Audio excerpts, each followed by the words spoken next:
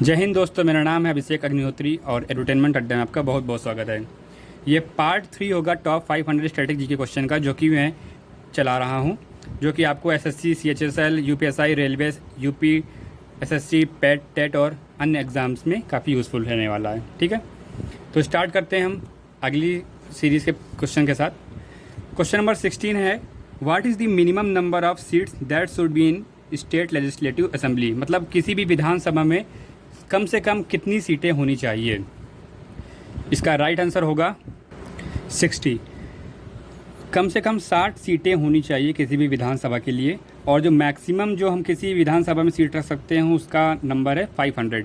लेकिन यहाँ पे कुछ एक्सेप्शन है, जैसे कि सिक्किम में आप देख पा रहे होंगे यहाँ पे 32 ही सीट्स हैं। तो कुछ स्टेट्स जैसे कि गोवा हो गया, सिक्किम हो गया, मणिपुर हो गया, इनको एक्सेप्शन मिला हुआ है। उसी तरह जो मैक्सिमम जो सीटें हैं किसी विधानसभा में वो हैं उत्तर प्रदेश में, जो कि हैं 403। क्वेश्चन नंबर 17 की तरफ बढ़ते हैं। Odometer is an instrument to measure. मतलब ऊडोमीटर जो एक इंस्ट्रूमेंट है वो किस चीज़ के नापने के काम आता है। इसका राइट आंसर होगा रेन गॉज। ऊडोमीटर जो होता है वो रेन गॉज, मतलब कि कितनी बारिश किसी इलाके में हुई है, कितना प्रेसिपिटेशन हुआ है, उसको नापने के लिए हम ऊडोमीटर का इस्तेमाल करते हैं। इसी तरीके से कुछ अन्य जो डिवाइसेस हैं जिनसे हम बारिश कितनी हुई नाप सकते हैं वो हैं प्लूवियोमीटर, ओम्ब्रोमीटर और हाइटोमीटर। ठीक है, आपको इन नाम का भी याद रखना है, क्योंकि ये भी पूछ सकता है कि ये डिवाइसेस किसके काम आती हैं, तो वो भी रेन को नापने के काम आती हैं। क्वेश्चन नंबर 18 की तरफ बढ़ते हैं। Which constitutional amendment is also known as mini constitution. हम किस संविधान के संशोधन को हम मिनी कॉन्स्टिट्यूशन के नाम से भी जानते हैं। इसका राइट आंसर होगा 42nd अमेंडमेंट, जो कि 1976 में लाया गया था। उस समय इंदिरा गांधी भारत की प्रधानमंत्री हुआ करती थी। ये काफ़ी ज़्यादा विवादित में रहा था जो संविधान का जो संशोधन था, क्योंकि इसमें राष्ट्रपति की जो शक्तियाँ थीं उनको काफ़ी ज़्यादा कम किया गया था। जैसे कि राष्ट्रपति को कैबिनेट जो होता था उसकी सलाह के बिना कोई भी डिसीज़न नहीं ले सकता था। उस तरीके से जुडिशियल रिव्यू, मतलब जो हम अपने फंडामेंटल राइट्स को रिस्टोर करने के लिए रिट जो हम अप्लाई कर सकते हैं सुप्रीम कोर्ट या हाई कोर्ट में, उसको भी छीन लिया गया था। और एक जो महत्वपूर्ण यहाँ पे काम किया गया था कि जो 5 साल का किसी भी संसद का कार्यकाल रहता है उसको 5 साल से बढ़ा करके 6 साल कर दिया गया था। फिर इसी जो संशोधन था उसको कई सारे संशोधनों को हटाने के लिए आगे जो 77 में और 78 में और भी अमेंडमेंट लाए गए थे। ठीक है, क्वेश्चन नंबर 19 की तरफ बढ़ते हैं। Core of the earth mainly contains which element. जो हम जानते हैं कि धरती जो होती है वो 3 पार्ट्स में बटी है, क्रस्ट, मेंटल, कोर। तो कोर में सबसे ज़्यादा कौन सी धातु है। इसका राइट आंसर होगा आयरन। लोहा होता है सबसे ज़्यादा वो कोर में पाया जाता है। और यहाँ पे जो लोहा होता है वो आपका लिक्विड फॉर्म में होता है। ठीक है, और जो दूसरी बात बताना चाहूँगा कि लोहे के अलावा यहाँ पर निकेल भी पाया जाता है और सल्फ़र भी पाया जाता है।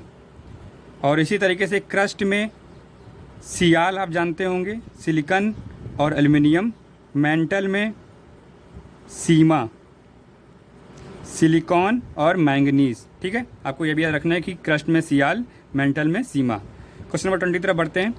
Who was governor general of India during 1857 revolt. 1857 की क्रांति के समय भारत का गवर्नर जनरल कौन था। इसका राइट आंसर होगा लॉर्ड कैनिंग।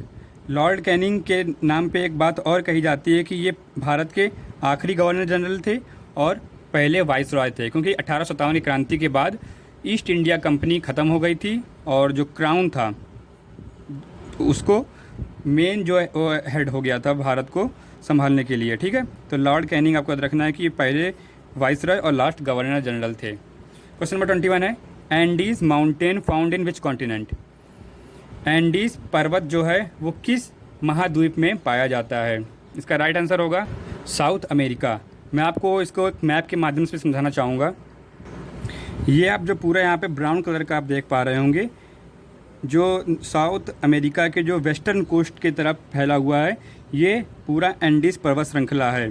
ठीक है, ये प्लेट टेक्टोनिक जो है, जो प्लेट्स होती हैं अर्थ की, उनके मूवमेंट की वजह से यहाँ पे एक पूरी पर्वत श्रृंखला बन गई जिसको हम एंडीज़ के नाम से जानते हैं।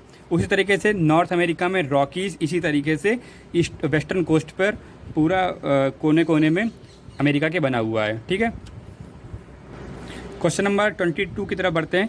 Which is the main gas present in CNG cylinders.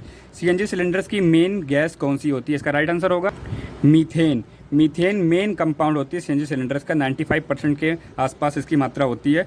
Other जो गैसेज हैं वो है इथेन, प्रोपेन और ब्यूटेन। क्वेश्चन नंबर 23 की तरफ बढ़ते हैं। Which 5 year plan is based on PC Mahalanobis model. कौन सा 5 ईयर प्लान PC मेहलनोबिस एक बहुत फेमस हमारे देश के इकोनॉमिस्ट हुआ करते थे, उनके नाम पे ये मॉडल पड़ा था। आप इसका राइट आंसर होगा सेकेंड 5 ईयर प्लान, जो कि 1956 से 1961 के बीच में लागू रहा था। इसका जो मेन एम था वो था रैपिड इंडस्ट्रियलाइजेशन, मतलब कि जो इंडस्ट्रीज़ थी उनको तेज़ी से खड़ा करना था, जो कि रसिया उस समय जो सोवियत संघ हुआ करता था उसके मॉडल को फॉलो करके ये सेकंड 5 ईयर प्लान लागू किया गया था। जो पहला 5 ईयर प्लान था उसमें मेन हमने जो एम रखा था वो था कि एग्रीकल्चर को एक्सपेंड करना। ठीक है, क्वेश्चन नंबर 24 है कि head quarter of NATO is located in. NATO मतलब नॉर्थ अटलांटिक ट्रीटी ऑर्गेनाइजेशन का हेड क्वार्टर कहाँ पर है? इसका राइट आंसर होगा बेल्जियम। बेल्जियम की राजधानी जो ब्रसेल्स है वहाँ पे इसका हेड क्वार्टर है। नाटो की जो स्थापना हुई थी वो हुई थी 4 अप्रैल 1949 में इसकी स्थापना हुई थी। और ये 30 यूरोपियन देश और जो नॉर्थ अमेरिकन कंट्रीज़ हैं उनके बीच में ये इंटर गवर्नमेंटल मिलिट्री अलायंस है, मतलब कि जो उन आप देशों के आपस में जो मिलिट्री है उनका एक अलायंस है ये। ठीक है, इसके जो कुछ बड़े देश हैं वो हैं फ्रांस, जर्मनी, इटली, नीदरलैंड, पुर्तगाल, स्पेन, UK और US। ठीक है, और जो आखिरी जो कंट्री जो जोड़ा गया है उसका नाम है नॉर्थ मैसिडोनिया, जो कि 2020 मार्च में जोड़ा गया था। ठीक है, तो आपको मैं इसको एक मैप के माध्यम से बताना चाहूँगा कि बेल्जियम कहाँ पे पड़ता है। ये आप यहाँ पे जो पिंक कलर में देख पा रहे होंगे फ्रांस के ऊपर है, जर्मनी के वेस्ट साइड में पड़ता है। ठीक है, और जो नीदरलैंड है उसके साउथ में पड़ता है बेल्जियम, आपको याद रखना है ये। ठीक है, और यूनाइटेड किंगडम से भी पास में पड़ता है ये बेल्जियम। ठीक, तो अगले क्वेश्चन की तरफ अब बढ़ेंगे। अब हम अगला क्वेश्चन है हमारे पास यहाँ पे कि which right by Bhimrao Ambedkar called है soul of the constitution. Bharat की आत्मा जो था उसको भीमराव अंबेडकर ने किस राइट को कहा था? इसका राइट आंसर होगा राइट टू कॉन्स्टिट्यूशनल रेमेडीज़, मतलब कि अगर हमारे कोई फंडामेंटल राइट्स को कोई वायलेशन कर रहा है तो हम उसके खिलाफ सुप्रीम कोर्ट या हाई कोर्ट में जा कर के अपनी एक रिट पिटीशन दायर कर सकते हैं।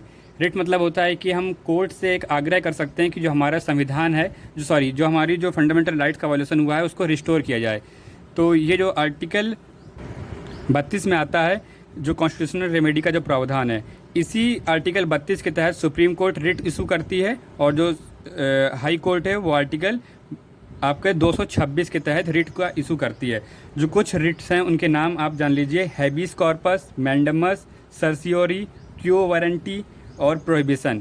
इन रिट्स के बारे में अगर आप जानना चाहते हैं तो आप मुझे नीचे कमेंट सेक्शन में बता सकते हैं, मैं इसके ऊपर एक अलग से वीडियो बना दूंगा।